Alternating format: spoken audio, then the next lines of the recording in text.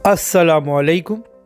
आज की वीडियो में हम बात करेंगे कि इमरान खान साहब ने एक बार फिर किस तरह साबित किया है कि वो मुस्लिम उम्मा के लीडर हैं, और दूसरा ये बात करेंगे कि FATF की ग्रे लिस्ट से पाकिस्तान क्यों नहीं निकल सका सब नकात पर अमल करने के बावजूद।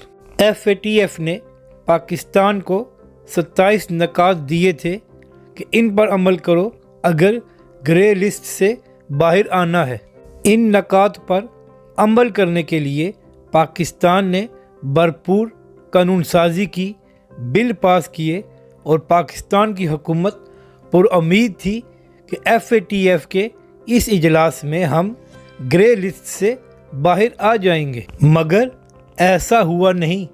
FATF ने कहा कि पाकिस्तान ने 27 में से 24 नकात पर अमल किया है, मगर अभी 3 नकात पर अमल होना है।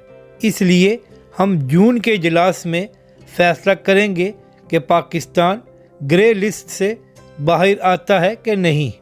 और ये नहीं है कि पाकिस्तान अभी तक ग्रे लिस्ट में इसलिए है कि इसने नकात पर अमल नहीं किया, बल्कि कुछ ममालिक चाहते हैं कि पाकिस्तान अभी कुछ अरसा ग्रे लिस्ट में रहे, और इन ममालिक में ख़ास तौर पर फ़्रांस ये चाहता है कि पाकिस्तान अभी ग्रे लिस्ट में रहे, और फ़्रांस की वजह से कुछ दीगर यूरोपीय ममालिक का भी यही मौक़िफ़ है, क्योंकि पाकिस्तान ने गुस्ताहाना खाकों के मामले पर फ़्रांस को और उनके सदर को आड़े हाथों लिया था। तो इस वजह से बहुत से पाकिस्तान के दुश्मन एक पेज पर थे कि अभी पाकिस्तान को ग्रे लिस्ट में ही रखा जाए।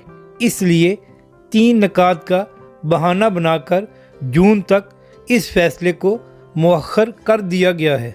अब ज़रा बात करते हैं कि इमरान खान साहब ने किस तरह साबित किया है कि वो वाकई ही मुस्लिम उम्मा के लीडर हैं इस वक्त। अभी इमरान खान साहब ने श्रीलंका का एक बड़ा कामयाब दौरा किया है, और इस दौरे की कामयाबी का अंदाज़ा आप भारतीय मीडिया की चीख व पुकार से लगा सकते हैं।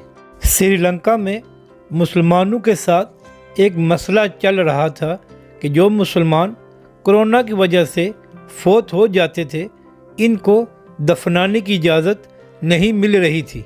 तो इमरान खान साहब ने इस सिलसिले में श्रीलंका के वज़ीर आज़म से बात की और उनको समझाया कि मैयत को दफनाना मुसलमानों का मजहबी फरीज़ा है, इसलिए इनको ये इजाज़त दी जाए। श्रीलंका के वज़ीर आज़म ने इमरान खान साहब की बात मानकर अब मुसलमानों को इजाज़त दे दी है।